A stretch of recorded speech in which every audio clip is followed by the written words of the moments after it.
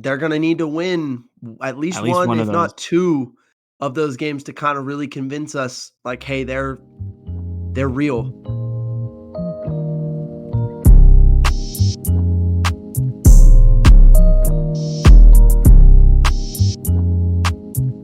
Hello and welcome back to the Second and Two podcast. I'm your host, TB. I got my co-host, producer extraordinaire, hoodie fanatic, master of the grills, closet Rams fan, open Denver Broncos fan, and maybe they're back fan of Texas. We got Jody. What's up, Joe? Yo. We're here, man. How's the weekend been? I know you had a rough kind of weekend, I guess, maybe. Assuming what happened on Thursday. But how'd that treat you? I mean, the weekend was good. It didn't go long enough. It was too quick. But Michigan smoke Purdue, and then the Rams turn around and lose to Green Bay. So Yeah. 50-50. What was it, 3-20 or something? Yeah, it was terrible. It's a terrible game. This is an awful game to watch. I think only Packers fans and Rams fans were watching that game. Tough. I didn't even catch a lick, bro, I'll be honest. But Yeah. I did see You didn't miss Coop out. and Puka didn't do almost anything, so it's like whatever. No Matt No. Stafford. You can't prepare for much. No. But I mean, you mentioned Thursday. So we lost our last game of the regular season on the short week. I mean, it was a tough game. We fought really hard. I knew it was going to be a tough matchup for us. We had it 12-8 at the half. And then early in the fourth quarter, it was 18-8. And we got a near pick six. Our guy Dang. returned it all the way to the 4-yard line. And our offense just wasn't able to Couldn't score, punch though. it in? Yeah. So that pretty much did us in. Like, the kids at that point, kids were pretty, I Beat mean, you up, don't score when you tired. get the ball to the 4. Yeah. So we ended the year at 5-5. We're right there, 500. We're the 4 seed in our district. And so we're getting ready for the first Morton 11-man playoff game since 2011. Which 12 is, years. yeah, it's a big deal. Basically since before you or I were even in high school, or about the first, our freshman year, I think. Yeah, I was gonna say probably then. Freshman year. But the kids are excited for the opportunity. I was looking on there, and I spent nearly like 11 hours on Huddle watching film Yeah, this I weekend. saw you send us that photo. It was like 10:52 or something, right? And in prep for this game. Yeah, that was just Saturday and Sunday. So I basically a quarter of my entire weekend was spent watching Huddle, getting ready for the game. I think we know what they like to do. Cooked up a game plan to stop it. And all there is left is for the kids to execute it. I mean, we had a pretty good practice for a Monday. We get 2 more days of practice, Tuesday, Wednesday, and then we go play Thursday at 7. First round. How far do you Neutral have to site. travel? It's neutral site. It's about an hour and a half. But they're also traveling an hour and a half. So in Texas, it's pretty That's cool. not They too do bad. all neutral site playoff games, unless you. Sometimes the teams will agree to flip for it, and they'll just flip for home and home. Like winner gets home Like a field. coin flip to who gets home? Mm-hmm. That's But wild. most times they just go neutral site. Both teams agree to a neutral That site makes and sense. play it like that. So it's pretty good. I mean, I was kind of reflecting this weekend just because, when you get to different points in the season, there's like natural reflection points, right? There's like your bye week, that Yeah. little mini break between like our last game and not knowing who our playoff opponent was, where, you do some self-scout, you do some self-evaluation, you ask yourself if you're doing all the right things. And so I was thinking about it. I just wanted to thank Jill, who's been very supportive. We've been dating for like little over 3 months now, and I got really lucky that I found her when I moved out here. So she's been Yeah. super supportive and helpful. My parents came out and watched a game. My sister Sydney came with them. My uncle came and watched a game. So I've had Yeah. a lot of people like come support me all throughout the year. I've had friends and other coaches checking in, family obviously weekly to see how we're doing, and it's pretty Mhm. cool. You get kind of caught up in it, so you can be so deep in it and worried about Yeah. winning and all of that stuff that you don't always recognize like all the support you're getting from all the people around you. And it was one of those. I had a little moment this weekend. I was like, man, I get a lot of support from a lot of people. I'm really lucky. So I Yeah. wanted No to doubt.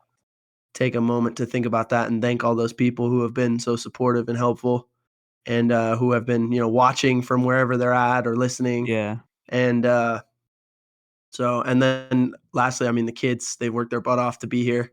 You know, no one True. expected us to be in the playoffs this year. They were 2-8 last year, and we're here. So I Yep. couldn't be more excited for the group to get this chance. We have, normally the 1 versus the 4, I think is pretty much it's generally a blowout in the Yeah. Texas high school playoffs. It's pretty rare that you get a good 1-4 matchup, but I think we have a good shot. I There think you go. it's a good game for us. They're kind of a young team that no one expected to be a 1 seed, and we're a young team that no one expected to even make the playoffs, and here we are, 2 young teams. We'll see which team grows up a little bit Thursday night and gets a playoff win under their belt. So I'm really excited for the kids to get the opportunity, I think. Yeah, I was gonna say being in that spot, you that's the prime time to show out. No one you got that little chip on your shoulder, no one believes in you.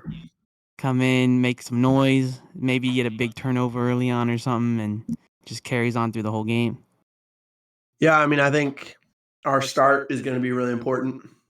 You Yeah. wanna start fast. We've had a tendency to start slow, and the team we're playing has done a really good job throughout the year at starting fast. So that's gonna be a really big point of emphasis for us, is just making sure that we start on point. I mean, it is every week, but I think Yeah. it's even heightened this week, and we're doing everything we can Yeah, to set the tone. to get them in that mindset of we got to start fast. We got to get off to a good start, and you know, our coaching staff's done a great job of preparing. And like I said, I thought we had a good Monday practice, so hopefully that means we started the week fast. We'll start the game fast. There you go. Get it to Yeah. translate over. But moving on from your high school game, let's get into some news around the league this past week.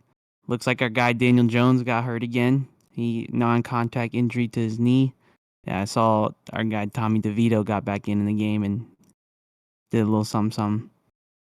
A little something, something. He wasn't cooking up anything good. I wasn't. I mean, they got their absolute minds beat in that game. I mean, for one, it's now been confirmed Daniel Jones has a torn ACL.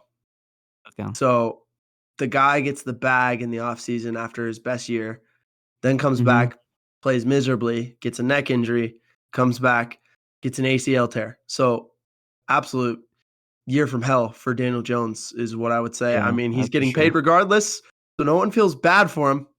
I'm not saying that, but I mean at the same time, golly, it's been a rough year for Daniel Jones, and hopefully he recovers quickly. I would think the Giants are going to have to look for a quarterback this offseason because those knee injuries, it's about 10 to 12 months recovery. Yeah. You look at like Kyler Murray did his knee sometime this period last year, and he's just now getting back. He's looks like he's going to be active and going to start for the Cardinals this coming Sunday. You would think Oh, you kind of have a similar deal for the Giants next year. So they may need to find a quarterback in the offseason that will start the first chunk of their games before they get Daniel Jones back, if that's still going to be their guy at the starting quarterback position. I mean, they committed to him this offseason by giving him that deal. yeah. So you would Money. assume they probably still stick with him, but they're going to need a holdover until Daniel Jones gets back next year. So that's something to keep an eye on for the Giants this offseason.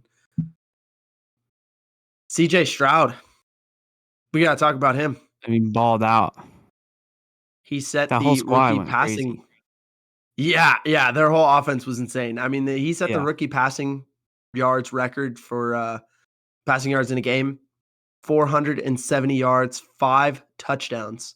He had the game winner on a 40-second, 75-yard touchdown drive. Um, Tank Dell went off. Dalton Schultz went yeah, off. yeah. Noah Brown, No like Brown, yeah, the whole squad was going crazy. A bunch of guys. There was like 4 different guys who had touchdowns. Nico Collins is another one. All 4 of those guys had touchdowns. I think Tank Dell had 2, including the game winner. And yeah, CJ yeah. I Stroud, believe so. he he is atop the list that once include, that does still include, I should say, once was atop was Mark Bulger. That was Mark Bulger's record. Then you had Aaron Brooks, Jeff Garcia. I was kind of looking at the names on that list, and I was like, not a lot of these guys went on to have great careers. So hopefully that doesn't say the same thing about CJ Stroud. But yeah, I mean, he owns a pretty interesting record now. So Yeah. that was wild. No, yeah.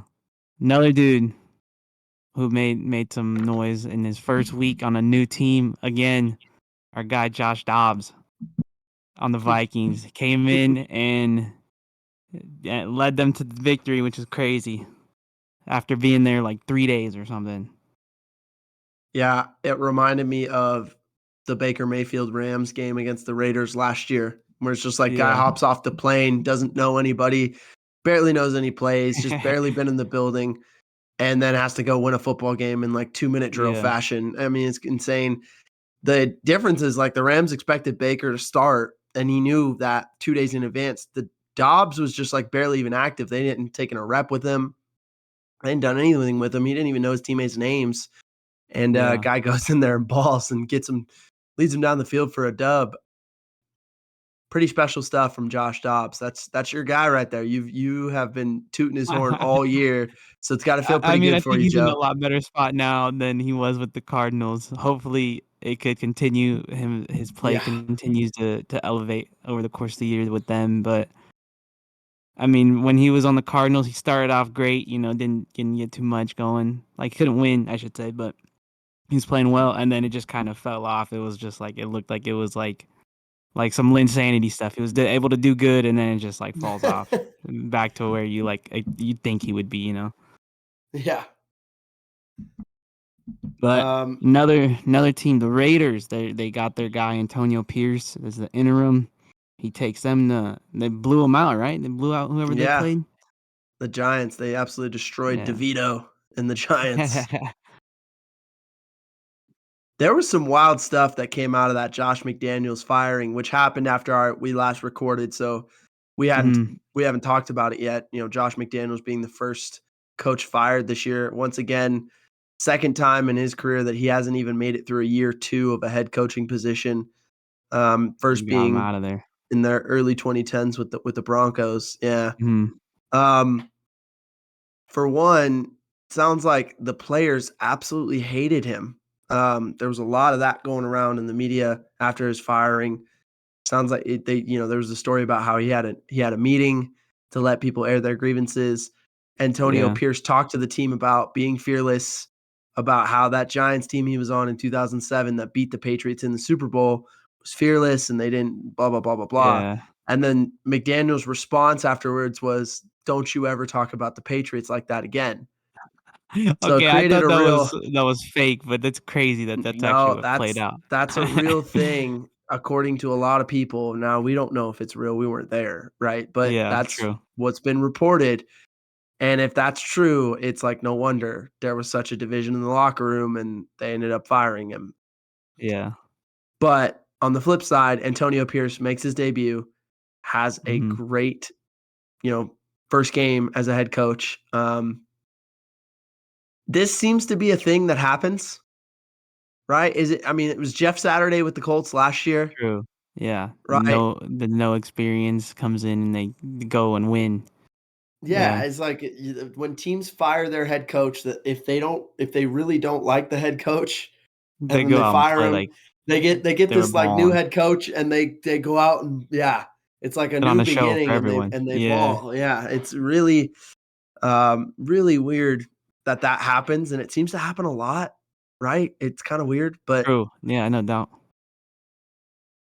So good for Antonio Pierce. Good for the Vegas Raiders. Mhm. That's for sure. Let's see.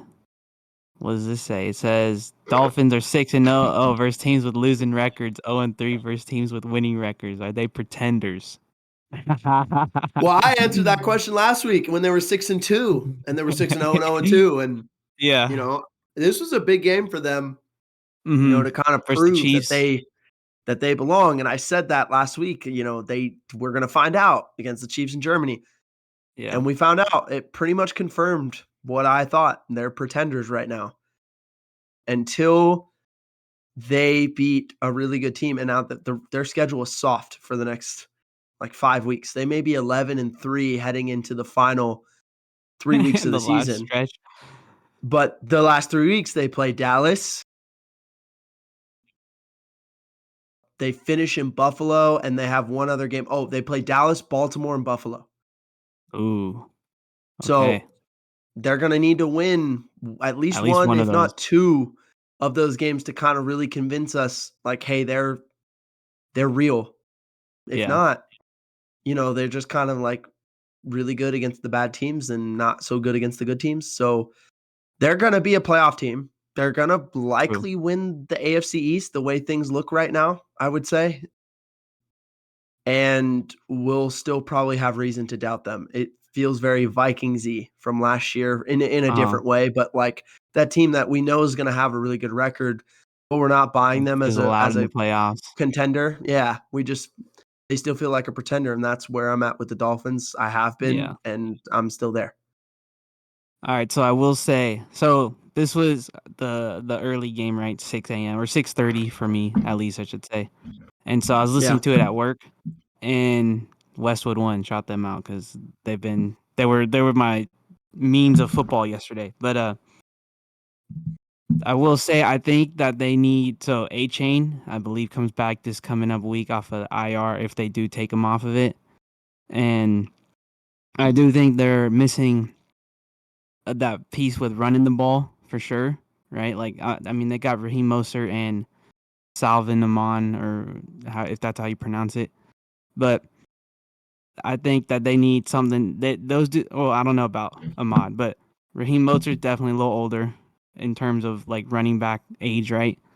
He was in the Bay last year, or maybe like 2 years ago, and then played a couple other places as well. But Devin A-Chain coming back should be a way to take some pressure off of Tua with having to sling the rock everywhere. Their defense definitely gotten better with Jalen Ramsey coming back. I know they lost like another cornerback on the flip side after he came back, but defense is looking better. They only gave up 21 to the Chiefs, not too crazy. They didn't like go out and just like run all over their defense, but on the flip side, the Chiefs also have a great D, at least up front for sure. They make big plays when they need them. So I don't know. As much as they lost, like I think it's more offensive struggle than it is for the defense for the Dolphins right now, to be honest. Although I know I said earlier in the year, like their defense, I don't know anyone on there. Like I think it's flipped since they lost A-Chain. Yeah, I mean, I think offensively they're like a fine-tuned machine, and I mean, the biggest thing is if you keep Tua clean, they're really good. True. When their offensive line struggles against a front or a team's bringing pressure and they're not, able to pick it up, that's when Tua struggles, and that's when their offense struggles. They need So to figure out an is he slow answer. at reads or something? Where's the Well, ultimate answer to this? I mean, I think it reminds me of the Jared Goff Rams in 2018, 2019, Uh-huh. where you have all these playmakers around him. You have a pretty good offensive line, but when you've run into a team that knows how to create pressure against you, the quarterback isn't quite good enough to create out of the scheme, right? Uh-huh. Like the scheme is set up where it's okay, 1, 2, get to my, third read, get the ball out, right? And that Yeah. Tua is really good at that. I mean, he's pinpoint accurate. He gets the ball out of his hands, and he's really good at just getting the ball out, right? But if you make him hold it and you get pressure, well, now all of a sudden Tua has to create. And creating outside of structure so far has not been to his strength. And if you're getting pressure on him, the accuracy goes down. Very Yeah. similar to a Jared Goff, right? Very similar. Okay. So if you're keeping him clean, he'll dice you up. But if you get pressure on him, he all of a sudden becomes a mediocre quarterback at best. And I think the Dolphins have to figure out, they have that running game. It just felt like they didn't quite use it in the Chiefs game because they got down so early. And if you Yeah. shut down the running game and if you're able to bring pressure, the Dolphins have to figure out, and I think McDaniel will figure this out, what their answer is at that point. Maybe it's fast screens, getting the ball out of Tua's hands right now to get away from pressure, get it to Tyreek Hill, get it to Yeah. Jalen Waddle, get it in their hands quickly. That's always a great play for you, when you Yeah, have for real. playmakers like that. That was always kind of a Sean McVay, Jared Goff answer to pressure. Get the ball in Cooper Kupp's hands, get the ball in Robert Woods' hands. But that's also a thing that teams figure out quickly. And now Yeah. they start pressuring you, but they're playing tight. Well, that's when you got to be able to just make a throw down the field. So Yeah. you will see with So, Tua. I'm not saying that he's a system quarterback. We're not going there, right? yeah. But what I am saying is they got to keep him clean and they got to have an answer for pressure. I feel that. So it sounds like to me, he just needs to go train with Josh Allen for a summer and learn how to create on his own. And when things go sour, just learn how to run out the pocket and throw on the run. Well, if he does that, you might start throwing a bunch of picks. Ooh, sorry, Josh Allen. Sorry. We're gonna move on to another AFC contender here. The Ravens Monster at this point. obliterated. They obliterated another NFC team today. They beat the Seahawks set 37-3 Mhm. to move to 7-2, which begs the question: are the Ravens the most complete team in the AFC now? I would say probably, yeah. I mean, their defense has been great all year. They were able to get some gritty wins early on, like 20-17 type scores, really close tight games. And now it seems like their whole team's just getting healthy again and they're getting into full steam midway through the season. Yeah, I mean, their offense is clicking. Lamar in the Todd Monken system is unreal. Ball. Yeah. They just can't be stopped because it feels like they have an answer for any kind of defense. Like if you have a defense that's like, okay, we're going to stop the run. It's the Ravens. We're not going to let Lamar cook running the football. We're not going to let them hand it off. We're not going to let them run power and counter and all the stuff that they like to do. Then the Ravens will spread you out, go 10 personnel, put all those receivers on the field and let Yeah. Lamar just go to work and they'll beat you. Versus if you're like, okay, we're going to play a too high safety look. We're not going to give you explosive passes. We're going to take away, the Mark Andrews connection.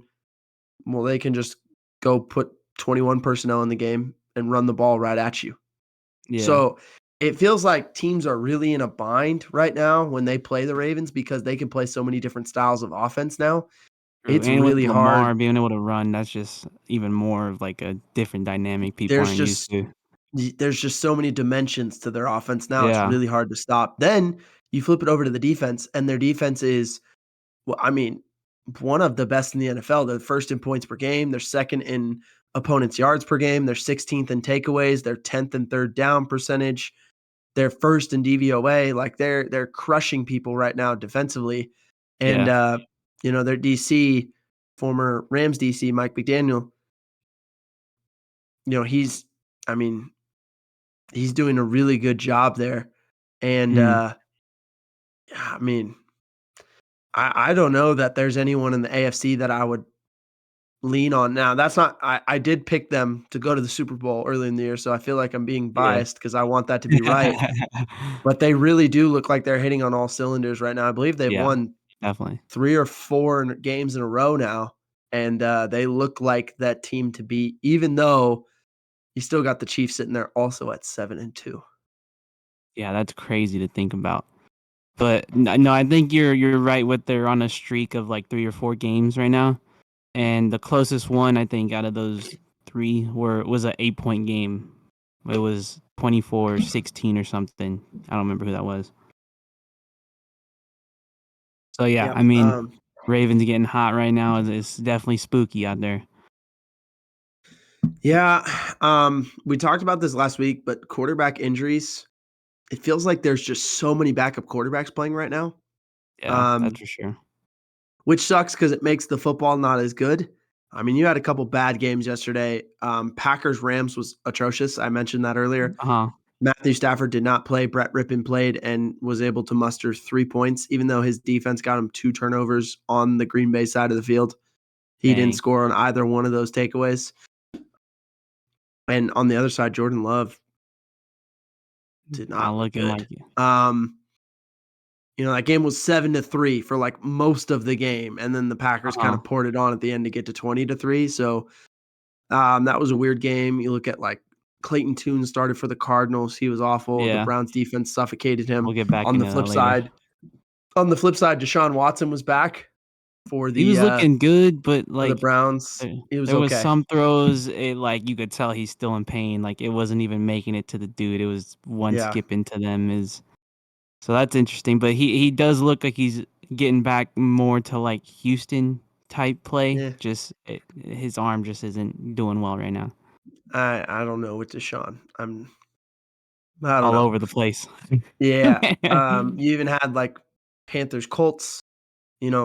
Bryce Young throws 2 pick sixes. On the other side, you got Gardner Minshew, who played well enough to win. But there's just a lot of, Tyler Heineke plays for the The Falcons. the Falcons, and loses to Josh Dobbs on his 3rd day on the job. So it's just a lot of weird quarterback things going on right now. We mentioned DeVito for the Yeah. Giants versus O'Connell for the Raiders, who actually was really good. Yeah, so weird year in the NFL for quarterback situations. Feels like every team's Zach quarterback is Wilson's hurt. playing right now as Yeah, we speak. and so it's making the football tougher to watch. But the last kind of news of the week, the Eagles. They win again. They're 8-1. They have the inside track on the Yeah. NFC's 1 seed once again. Feels like that's inevitable now with some of the other losses teams have taken. Yeah. Can Niners, anyone challenge Cowboys them for the now. 1 seed, you think? I mean, or is Philly gonna get it again? I mean, we'll see. They have a tough stretch coming up. I think next week's their bye week, but following that, they got the Niners, they got the Chiefs, I believe, as well. Maybe the Cowboys again in there. I'm not positive, Yeah. but The they Bills, have a I tough believe. stretch for sure coming up. Yeah, they do. We'll see. We'll see what happens with them. I mean, they haven't been nearly as good, but they've been winning games, so it doesn't really Yeah. matter. If Yeah. you're winning True. the games, it doesn't have to look pretty if you just keep winning. So, which Philadelphia has done. That's for sure. I will say though, I feel like I mean I could say that I'm talking about Dak later, but they had 2 opportunities to win that game and they couldn't pull it off. But looking ahead, moving on to the fantasy between me and you, I will say, as Brutal you week. talked about, yeah, for you definitely brutal week, being invested with the Chiefs, and that this week I'm beating you by what was that 30? And I Oof. got Brees Hall playing right now. Whatever he does just adds on to that Oof. lead. But so you got your best score was Stefan with 22.6. Following that, you got 3 different dudes averaging about like 13 and a half. I'm gonna say that was Patty Mahomes, Jerome Ford, and Saquon. Bijan and Travis Kelce, not too hot. Harrison Bucker, 3 points, just 3 PATs. But Bijan, man, everyone's talking about how they're not utilizing him right now. That's tough. I mean, they got Algier, Cordell Patterson. They all like to use back there with Arthur Smith. And who knows? He was looking hot early on, and they just pumped the brakes on him hard. Let's see. On my team, I got Jalen Hurts, 25, almost 26 points. Josh Jacobs had 21, almost 22. AJ Brown, 19.6. And then my other dudes, I had a bunch of bye weeks on my team. I had, like I said, Christian McCaffrey on a bye, and then Jahmyr Gibbs, the Lions were also on a bye. Mm. So I got to elevate JSN for his first game of the year on my team. Mm. But yeah, I mean, and Justin Tucker, bro, 14. He did better than JSN. Cooper Cup 6.8. That's my low guy. So it's 117 to 86. Worst week of the year for me. Golly. Yeah, that's for sure. All right. So we got a fun segment this week. We're at Yeah. about the halfway point of the season. If you're looking for the QB tiers, I think we're going to save it for week 12 when we're about Okay. 2/3 of the way in. So Works. come back in a couple weeks and you'll get that. What we want to do this week instead was take a look at defense. And Mm-hmm. so the point of the exercise is we're removing the team's offense. Like you're not getting their offense. If you could just have one defense in the NFL right now, and you would trust that defense to carry you to Super Bowl, regardless of what the offense is, but you just get this Yeah. defense, who you taking, right? So Yes, sir. we'll give you some choices, and you can always go off the board, right? But top choices, you've got Dallas, Mm-hmm. Cleveland, San Francisco, Baltimore, Kansas City, which may surprise some people that they're up here, but if you dive into the numbers, and especially if you watch that Dolphin game and Yeah. a couple other games from earlier in the year, that Kansas City's defense is legit. Yeah, And they are. then Detroit, another team that may surprise some people that their defense is up here. But once again, if you watch the games, you dive into the numbers, Detroit's defense has been outstanding this year. So those are your choices. And then obviously anybody off the board there, but Detroit, Kansas City, Baltimore, San Francisco, Cleveland, Dallas. Joe, if you had to take one of those defenses to carry you to a Super Bowl right now, which one are you taking? Well, the simple answer is Baltimore. I literally have them for Okay. fantasy. They get me points every week. They ball out. I've talked about. I mean, they let the other team score 3 this past week, and I think they had another one of those like 2 weeks ago, where they just hold the team to very minimal points. And then, as I talked about it earlier, they got the games early on in the season where it was like they were in that mid range, like 14 to 17 points allowed from the other teams. Um, I did rank them in terms of who I would go first to last, right? So at this moment, I should say, I got the Ravens 1.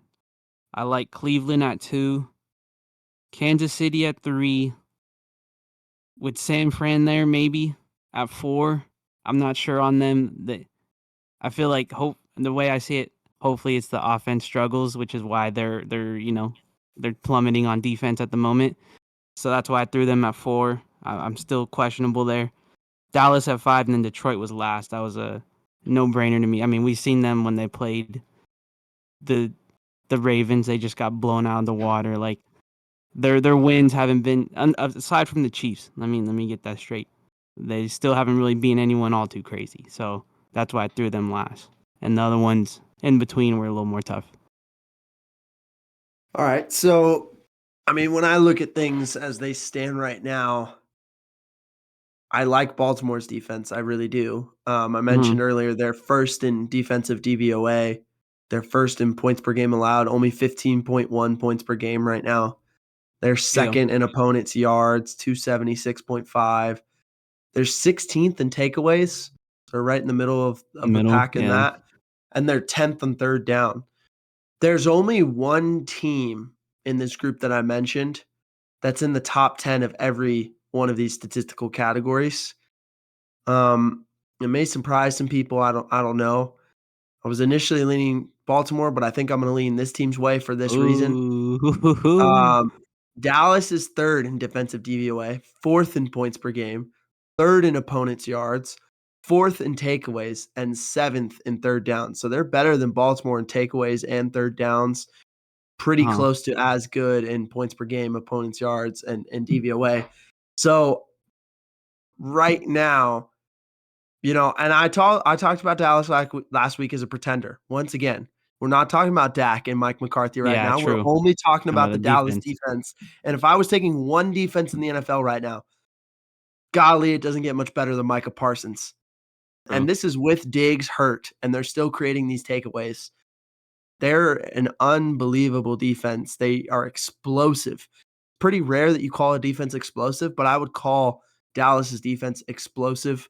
That's who I would take. Very small margin over Baltimore. All right. Uh-huh. We're talking picking hairs here. So I Yeah. would take Dallas, then Baltimore. My third team right now, they're in a slump right now, but they just traded for Chase Young. And I Yeah. think True. that San Francisco's defense is going to get back on track just because the talent on that D line with Fred Warner Yeah. behind it. They're going to go get pressure on people, and it's going to be really tough to deal with. So I think San Francisco, I expect their defense to be better in the second half of the year, and it wasn't bad in the first half. It just the last couple games, they gave up a few more points. They were Yeah, not as definitely. good on third down, and they're not getting pressure on people as much as they normally do. And then they just went and traded for, a top 5 pick Chase Young. in a recent draft, and that's Chase Young. And we'll see what happens, but I kind of think that he's going to get after people and he's going to help them. So, my third team I think I would take would be San Francisco there. And then, Cleveland has been very good. They've had a couple weird games, like giving up 30 plus to Gardner Minshew and the Colts was a Yeah, strange tough. game. I really like Kansas City, what they've done. Steve Spagnuolo's been there forever, and he deserves this. He's worked, that job for a while and done a really good job.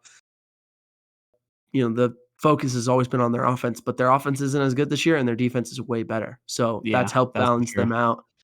And then Detroit, Dan Campbell, what they've done is miraculous as well. From what they were 2 years ago to last year to this year, Yeah. it's just night and day. And so that's kind of how I would rank it. But yeah, if I had to take one, I'm taking Dallas right now, which might surprise some folks. Yeah, I think you sold me on them a little more, but I think it's just me being a hater to the Cowboys as well, just as a whole. I think there was some We can bias in my ranking for sure, but when people can admit their hatred, then it's all good. but yeah, no, one thing you talked about Chase Young getting trade. We also should mention Montez Sweat went to the Bears and got that 4-year extension, or I guess paid Yeah, for 4 years. As a brief little aside right there. But do you want to get into these awards, bro? I do, brother. I'm ready. All right, I'm let's ready get for it. awards week 9. So our first award, as always, the Tukwa Gamer of the Week. I'll go ahead and start it off for you. I'm going with. Oh, I hit an audible. I forgot. So I was all over the place when trying to figure out these awards. Like I could have easily chose anyone from that game with the what's it? Houston and Tampa Bay, which I did end up doing. That's why we got an audible right here. I was gonna go Amari Cooper. He had an impressive touchdown catch, but I'm going Rashad White from the Bucks. He went 20 carries, 73 yards with 2 touchdowns, and then 4 catches, 46 yards. He was the only one with any type of run game in that game, which is why I got him here. Not to mention the 2 tutties. And like I said, anyone from that game, basically between Mike Evans, anyone we mentioned at the top from Houston, could all be one of these winners simply just because that whole game was crazy, hella points, and they all put on numbers for sure. Yeah. I went back and forth on mine. I'm just going to give a quick shout out to the guy I did not give it to. Kenny Moore had 2 pick sixes for the Colts. Dang, Pretty tough to yeah, do. Yeah, that's like that impressive. almost includes some luck. It has to. So, impressive day for him. And he's wondering, how do I not get the Gamer of the Week award when I do that? But I'm going to go to another cornerback for the New Orleans Saints, Paulson Adebo. He had himself a ball game to help the Saints beat the Bears, recorded 7 total tackles, 3 pass breakups, 1 Dang, forced fumble and a fumble recovery, and 2 picks. He was clutch for the Saints. He made huge plays when they needed him, forced 3 takeaways by himself, 2 picks yeah, and a that's fumble. crazy. And he shut down DJ Moore, who only had 3 catches for 44 yards in the game. So Paulson That's great. Adebo probably played like the best game of his career for the Saints, and it was pretty awesome to watch, and it helped them get a win over the Bears. Yeah, that's an impressive stat line for sure. 2 picks and a fumble. Well, I guess he recovered that one too, I'm assuming, which is what that Yeah, was. he forced But it yeah, and recovered it. So he literally 3 takeaways by himself. Impressive stuff from the guy for sure. He said, "Oh, you know what? I'm tripping. I read that wrong. I thought it said comeback. It says cornerback. I thought he was No, hurt, came no. back, and." All right, so this week, getting into my dog of the week. Hoop, hoop, hoop, hoop. This guy, as I mentioned earlier, I was listening to Westwood One. On the flip side, so from 6 a.m. watching or hearing the Chiefs game, this is now 5 at night listening to the Bills Bengals game. So I'm going with T. Higgins. I kid you not, bro. Westwood One likes to hammer the same details all the time. It's just something they always do. So T. Higgins, they mentioned this guy. He had 40 targets, 19 catches for 200 something yards all year up until this game, right? So they mentioned that probably 2 or 3 times where it's like, I obviously know it. Like I just gave it to you right now. I believe it was 221 if you want to be specific on the yards. And so last night he comes out 8 catches on 9 targets, 110 yards. So he basically not only did he add another almost 10 targets to his name, but he got half of his yards that he's had all year in this game yesterday. So it's like he moves his stuff up to 30 or 300 yards total, another like almost 50 targets. So I'm just giving him this award because on the flip side, our guy Jamar Chase was, I guess he got hurt a little bit. I didn't know that. I wasn't paying too much attention. I was driving on the road, so I wasn't too focused in. But whenever they would give me some stats, I know who they were talking about. And so Jamar Chase only had like 4 catches or something. So on the flip side, our guy T. Higgins, 8 catches on 9 targets, 100 yards, 100 plus, I should say. Gets the dog of the week from Jody. Let's go. All right, so we're gonna go to the minor setback for a major comeback, and I'm going with the whole team here. The Seattle Seahawks. They went and got punked by the Ravens in similar fashion to the Lions a few weeks ago, and I still believe in Seattle as a good football team. And I think they simply had a bad week. But my bet Uh-huh. would be they come back better next week against the Commanders. Oh, okay, yeah. So if you're one of those people that Good get right game.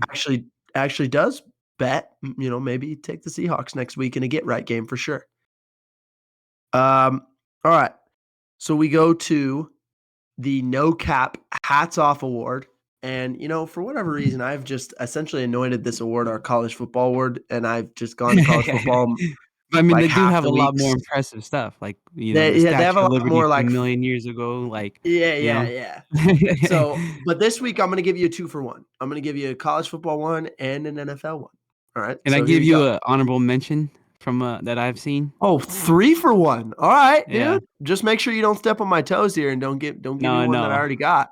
no. It was also college, so I seen this on Instagram. I guess is Coach O a head coach somewhere No. before? Okay, then I don't know what this dude's name is, but I thought it was Coach O. But anyways, the play was it was a 4th and 1. I'm assuming really close down in distance, and the team set up as if they were going to do a tush push, and Okay. so they snapped the ball to the quarterback, who then pretty much snaps the ball again to the running back. So he throws it between his legs and he grabs it Yeah. and runs around the edge and gets the first. Ooh, nice. I Maybe like it. Teams even are more getting yards. creative with that. Yeah. Teams are getting creative with that. It's kind of fun. It reminds me of what the Jags did last year against the Chargers in that playoff game. Remember we reviewed that with Travis Etienne around the corner when it looked like they were going to sneak it. Oh yeah. Yeah, that Yeah. was a nice play for sure. But yeah, you can get into Um. yours. My bad. Didn't want to steal your So thunder. we got USC Washington. There's a trick play by USC in their 52-42 loss. Mm-hmm. So they hand the ball to a receiver in a jet sweep. And then it looks like he's going to cut it back. But then as he's cutting it all the way back, flips it to Caleb Williams, who then Mm-hmm. throws it downfield for a huge touchdown. Yeah, And it was a great play for USC. However, definitely. wasn't enough for them to win as they ended up losing the game by 10 to Washington. And their defensive coordinator Alex Grinch gets fired the next day for giving up Oof. a 5th straight game of I believe 35 plus. Yeah, I So think it was like I seen a stat that said they've allowed like 256 points in the last like I don't know 4 games or something. It was Crazy. insane. I will say So on that play that got sent to me and Johnny from Mitch, and I responded to them. I was like, well, if it was Jimmy G, he wouldn't be able to make that pass. yeah, man, Jimmy G catching strays, huh? Golly, Hey, that's all that's right, bro. rough. Hey, sometimes that's the way it gets laid out. So in the NFL, we go to that Texans Bucks game under 2 minutes, or it's right around 2 minutes. The Texans kicker has been hurt. They've been going for two all game. It's a tie We'll ball see game. this in a little bit too. They're in the red zone, and it's like 4th and goal from the 10. So they can try and go for it, or they can do what they did.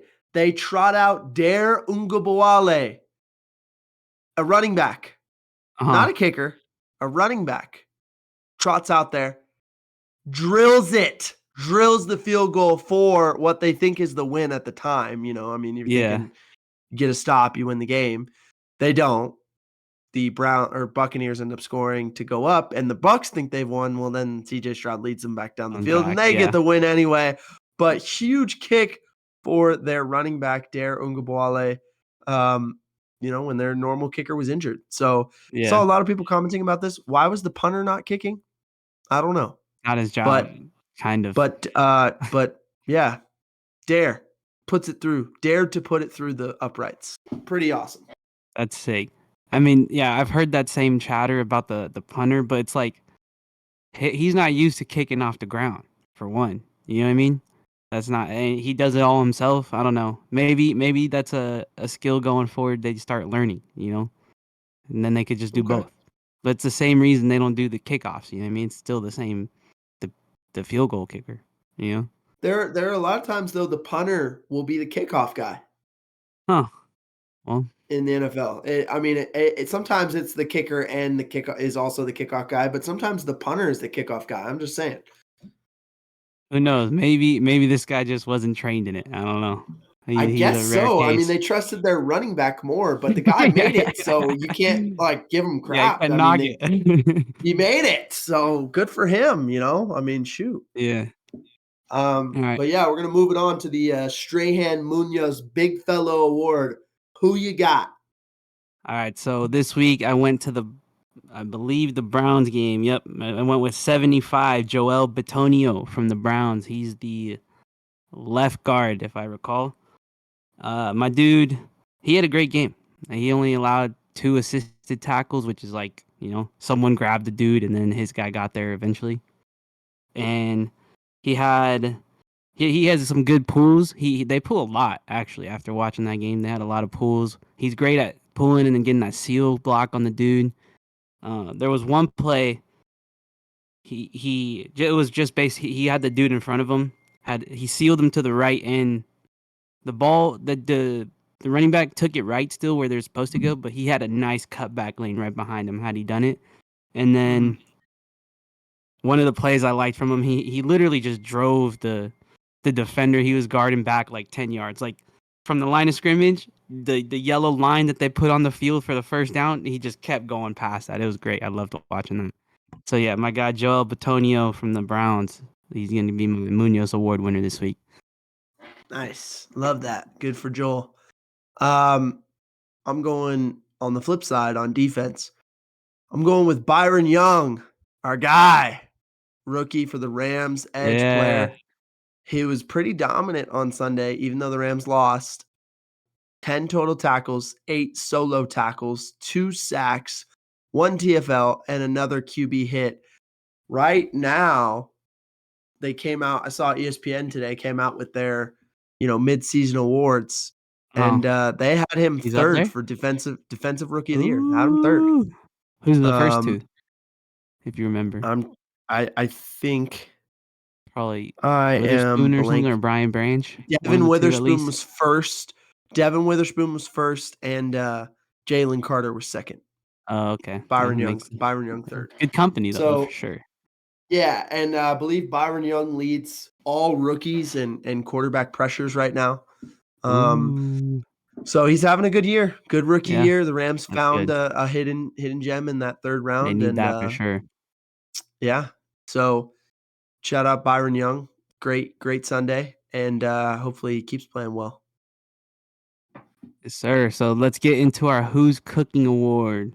We got our QB, who we either think is cooking up an amazing meal, and or they're just on the flip side and they're burning the whole house down with whatever they're making. They just couldn't get the recipe right. Maybe the food comes out gross. Who knows? Whatever you want to put there. But for me, I'm going with Dak Prescott, as I like teased at the top of the show. My dude went 29 for 44, 374 yards, 3 touchdowns, and then he had 6 carries for 14 yards. I mean, like as I said though, he did kind of not win the game. He had 2 different chances to get into the end zone. So it's like as great as his stat line is, he also had 2 different times in that fourth quarter to punch it in and just couldn't get it done. And he missed one. It was a close fourth down, couldn't get it. And then on the flip side, I think they needed a fourth down conversion to keep the chains rolling and couldn't do that either. So Did he's in the middle of the pack of his food. I do have an interesting question for you.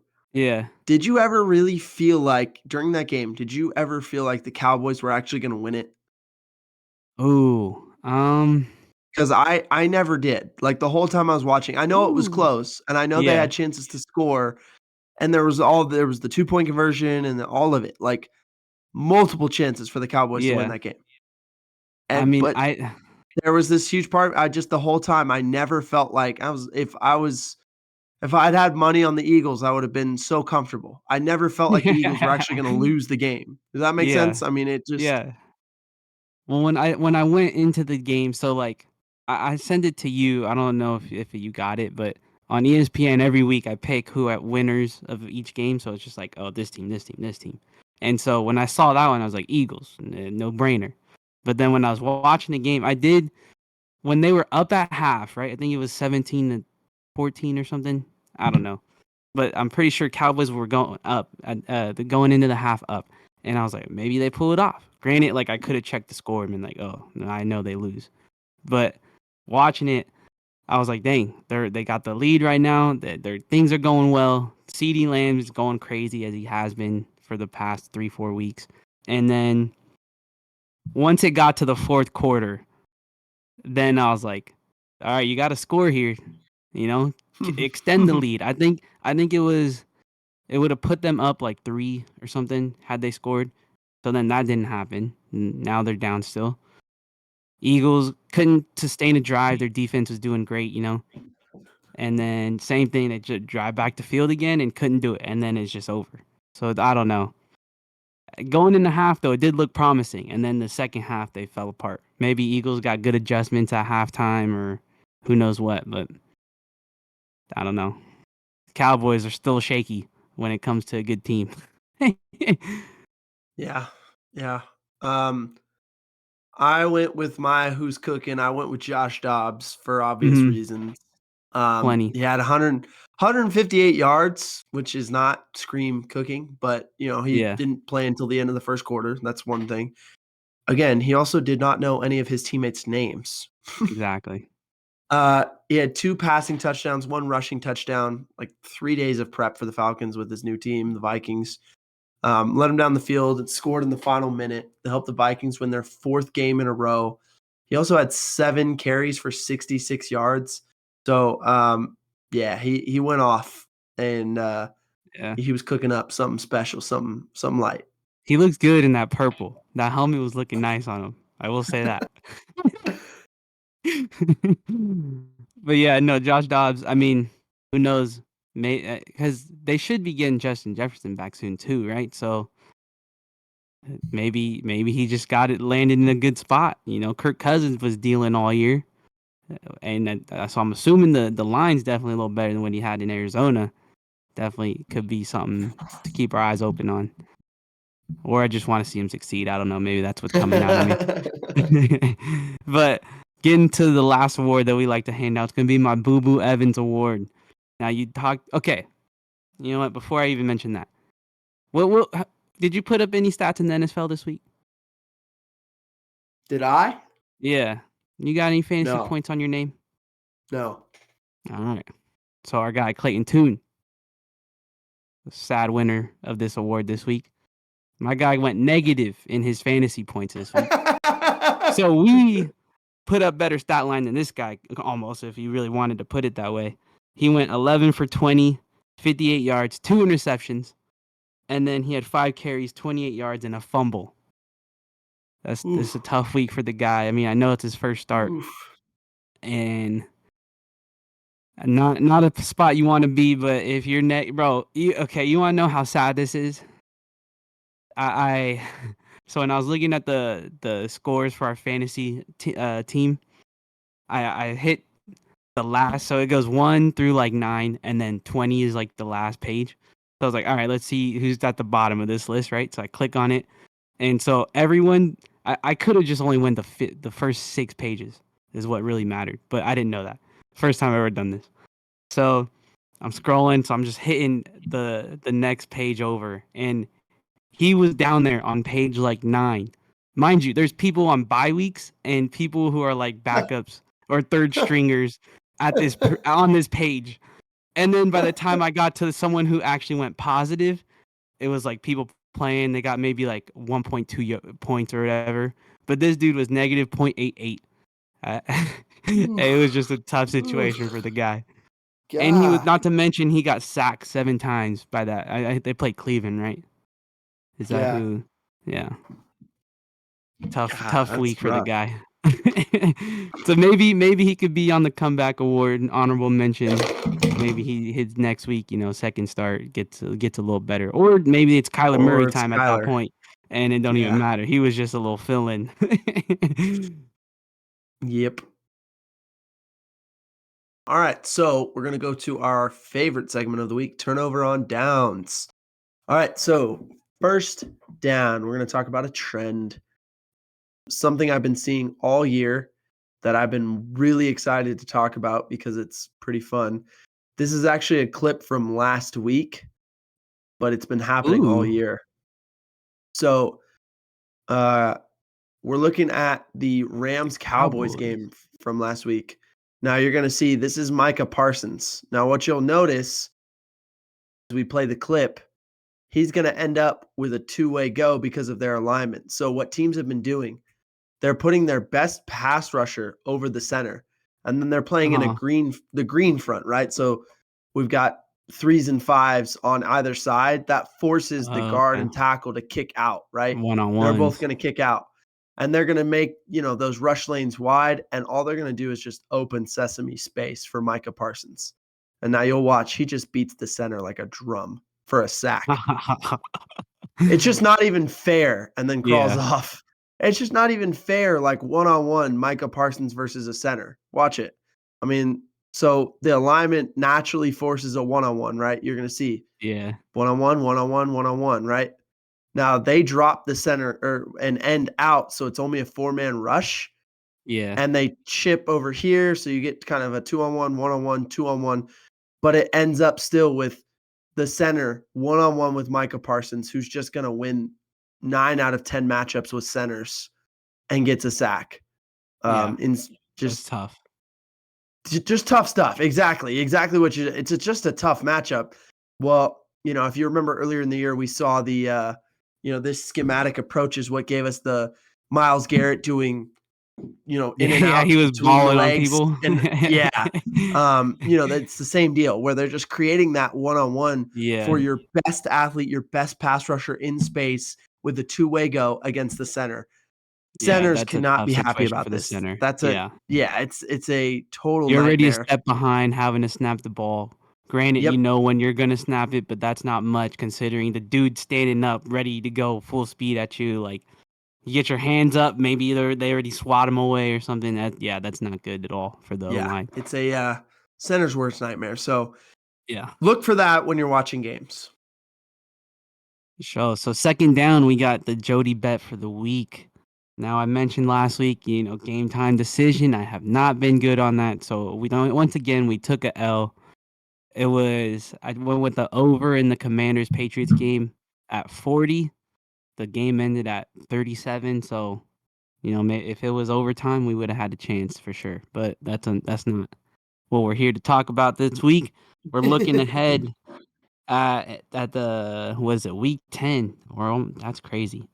We got the Jaguars Niners. I like the Jaguars at +3. Let's see. We got Atlanta versus the Cardinals at -2.5. I like that one too.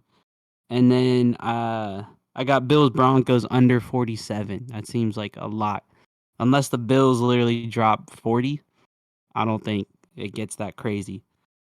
But my pick I'm going with out of the three, I'm taking the Falcons at -2.5 over the Cardinals. That seems like the best bet. Like that. Like I said, Kyler Murray, if he's here, a lot of a lot of cobwebs he's got to dust off. But if not, Yeah. I think that's a easy money. Taylor Heineke getting his second start over there probably, and then Clayton Tune, as we just mentioned, isn't the prettiest thing in the world. So that's my pick for next week. Okay. All right. We're gonna go to third down, and we're gonna talk about 3rd and 5, game on the line for the Titans against the Steelers. All right. So as you're looking at Steelers. this, I believe there was like 20 seconds left in the game, right? Will Levis in his second start, he's played pretty well up to this point. The Titans go 2 by 2. They go with the spread formation. They're gonna have a real tight slot here. And the Steelers, Could you share it? obviously, that would be good, right? Would be helpful for you to actually be able to see the I thought screen you that were I'm just prefacing it while you were referring. trying to pull it up, and then I was like, "Oh, you started talking about what their formation was." Like, "Oh, he don't know." I was prefacing it and then forgot to actually pull it up on the screen so you could see. So, as I was saying, the Titans go 2 by 2, right? They're going to go spread formation. They've got a slot Okay, receiver yeah. who's going to be tighter to the Really formation, tight. tighter to the O-line. Now you'll see the Steelers are playing cover 2. They're just playing the pipe player. It's Tampa 2. And they're playing that pipe player as a safety, and he's already at the goal line. All 3 safeties standing on the goal line. You've got Yeah. 2 hook defenders here. You've got a cover 2 corner. They're both going to jam and get out, right? And so Will Levis, all they're running is a simple 4 verts concept. They're going to bend this one inside. We're going to fade this one out. Same thing at the top. 4 verticals. Pick your matchup. Try and fit it in the window. Basically, is what it was, right? It's a tough concept, but it's about the best you're going to get at the end of a game like this. And knowing the Steelers are in essentially Tampa 2 with a third deep safety, right? So Will Levis looks to his left. He's going to try and come back and fit a ball into his right. And you can see he's thinking he's going to be able to fit this ball over the linebacker, but under the safety, right? Yeah. And he tries to, but he picks the wrong one if he's going to do that, right?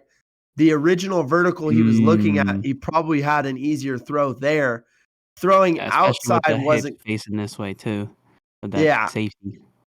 Throwing outside was never going to be an option versus cover 2. He was going to have to throw to one of the interior seams and try and fit it over the back or under the safety. He tries to, just to no avail.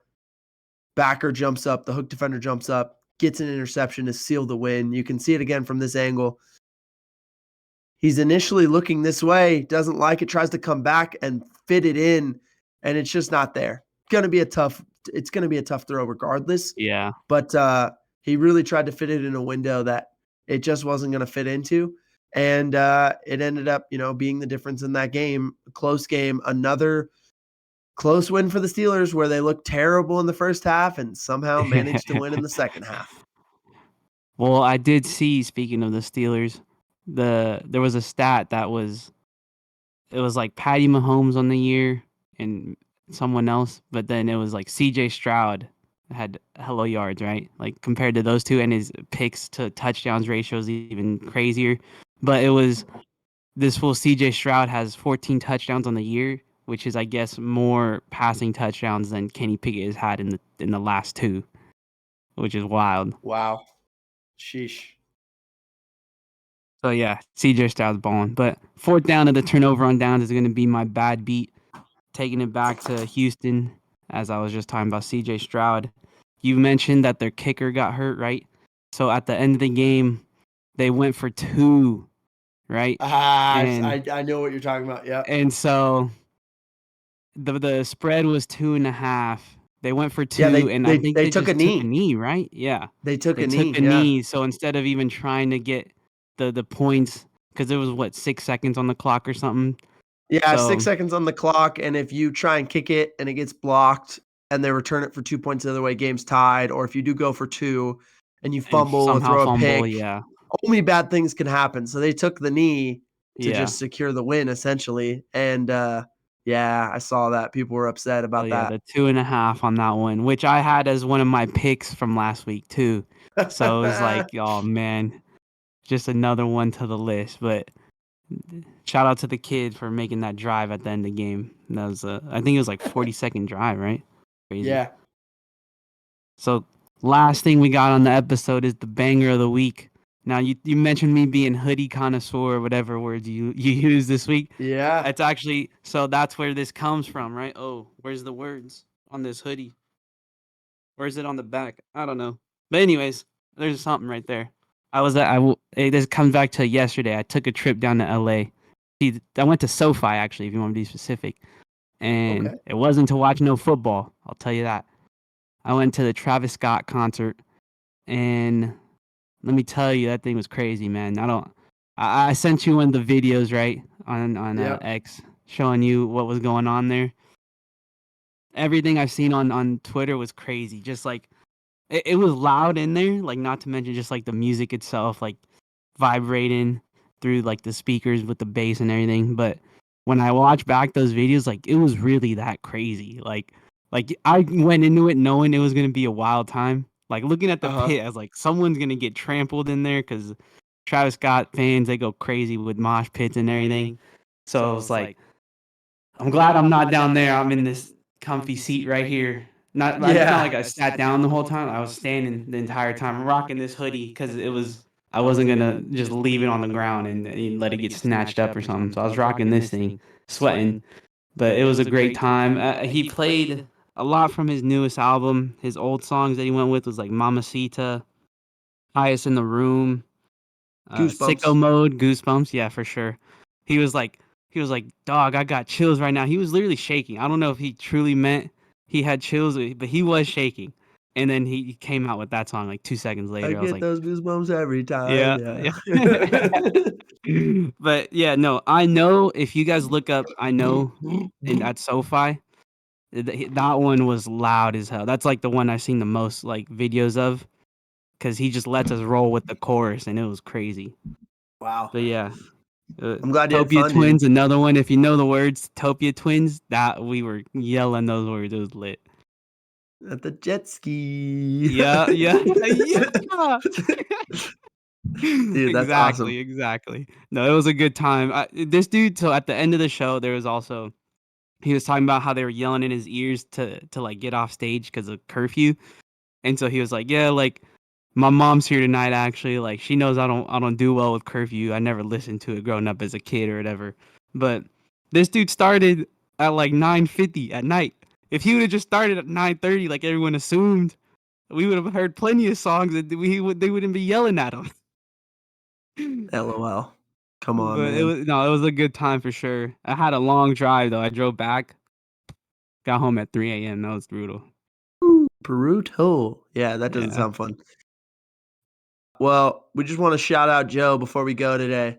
Man, put out a banger of a pod last week before going to game 3 of the World Series, then goes to a concert this weekend, is still ready to perform today on the pod. Shout out Jody, bro, for being a professional. Appreciate you, bro. No, it's funny because so I knew I had a nap planned in me today at some point in time, right? It was just gonna happen. I was dead. So, like I said, got home at 3, woke up at like 6:30 and said, "Why am I up right now?" Went back to No, bed and yeah. I woke up at like 8:30. So at that point, there's no going back. I already Nope. woke up twice. I gotta commit. And so, around like 1ish, I want to say, I was like, "All right, I'm getting tired." And then as we got closer, like, I ended up eating and then like taking a shower and everything. And then it was like 3, and I was like, I really need a nap now, otherwise I'm gonna just be dead. So I get on the couch, lay down, get the blanket on me, roll over. And this is like 4. So I took a nap, set an alarm to be up at like 5-ish just to prepare for getting on the pod. And then I woke up before the alarm went off, which is good. And I didn't want to wake up to the alarm because if that's the case, I'm gonna be real tired. Had some little drool on my face. I was like, oh man. And luckily, you texted me and was like, all right, I gotta eat and do like a couple things real quick. Because I was like, if we go in the next like 20 minutes, I'm gonna just sound so tired. So I was like, perfect. That worked out for me. Perfect. I threw on the Jets game real quick, watched that before, and here we are. Yeah. Well, great job, bro. I think it was a great episode. And we'll let our guy I like the Ray beginning. take us out. Yes, sir.